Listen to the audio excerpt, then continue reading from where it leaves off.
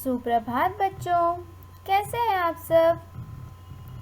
आइए आज हम अंक की मात्रा वाले शब्दों को पढ़ते हैं, जिसे चंद्र बिंदु वाले शब्द भी कहते हैं। पाठ का नाम है मंगरू।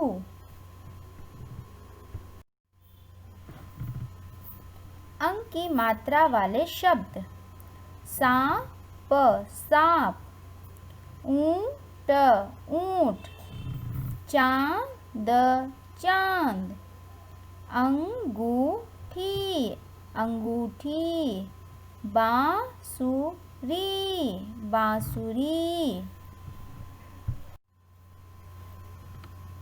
बोल कर पढ़ो। आइए बच्चों, अब हम कुछ और शब्दों को पढ़ते हैं। आँख, पाँव, टांग, पूंछ, गाँव। नेक्स्ट लाइन: मूंछ, गाँव, गांठ, सूंड, कुआं।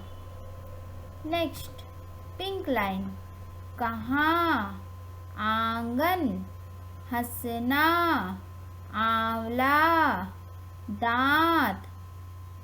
नेक्स्ट ग्रीन लाइन: खांसी, कांपना, झांकना, आंचल, कांच। मंगरू। सुबह का समय था। चिड़िया चहचहा रही थीं। भंवरे घूं घूं करते घूम रहे थे। फूलों पर तितलियां मंडरा रही थीं। मंगरू पेड़ के नीचे मुंह फुलाए बैठा था। माँ ने उसे कुएं से पानी लाने को कहा था। वह नहीं गया। माँ ने उसे खाना नहीं दिया। बच्चों, मंगरू एक लड़के का नाम है।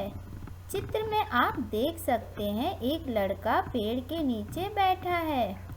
यहाँ पर बहुत सारी चिड़िया चहचहा रही हैं। भंवरे घूं घूं कर रहे हैं। फूलों पर तितलियां मंडरा रही हैं। और यह सब सुबह का समय है। सुबह ही चिड़िया, तितली, भंवरे सब फूलों पर क्या करते हैं? मंडराते हैं, आसमान में उड़ते हैं। चिड़िया ची ची करती हैं। ठीक है।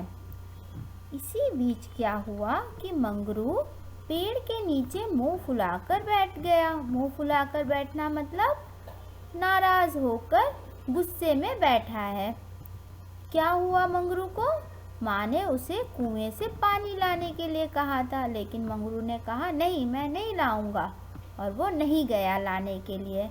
तो माँ को भी गुस्सा आया और माँ ने उसे खाना नहीं दिया। मंगरू को सामने से एक ऊंट आता दिखाई दिया। साथ ही एक आदमी लंगड़ाता आ रहा था।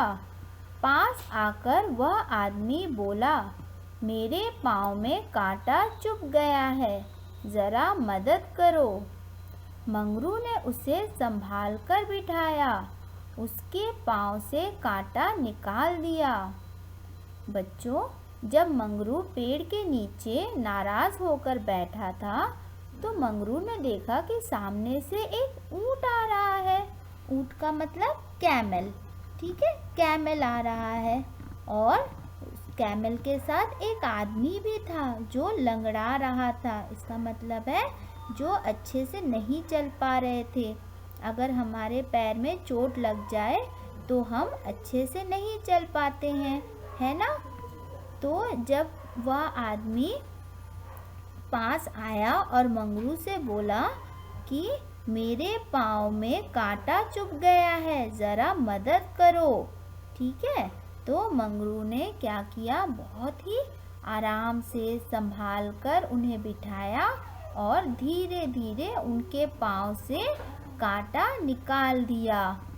जब हमारे पैर में अगर कांटा चुभ जाए तो उसे ध्यान से निकालना चाहिए। अगर कांटा पैर में ही रह जाएगा या फिर जहाँ भी चुभ गया है वहाँ रह जाएगा तो वह और भी ज़्यादा परेशान करता है ना। वहाँ पर बहुत बड़ा घाव भी हो सकता है, इसलिए हमें कांटे को जल्द से जल्द निकाल देना चाहिए। तभी खाना लिए माँ मंगरू को ढूंढती वहाँ आ पहुँची। माँ को देखकर मंगरू हंस पड़ा। वह उठकर कुएं से बाल्टी भर लाया।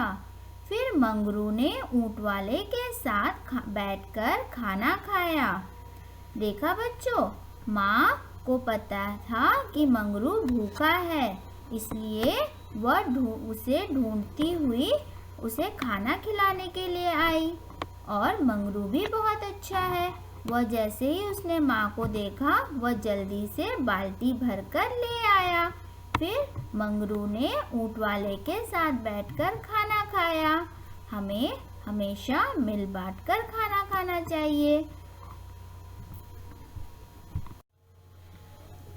धन्यवाद बच्चों। आशा है आपको मंगरू पाठ पसंद आया।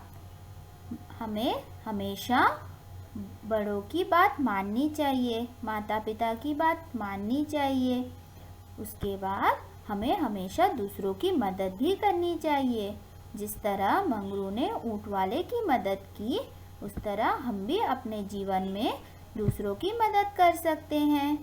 और माँ ने जैसे ऊंट वाले को भी खाना दिया, इस तरह हमें भी हमेशा मिल बांटकर खाना खाना चाहिए। Okay children, bye bye. See you in the next class.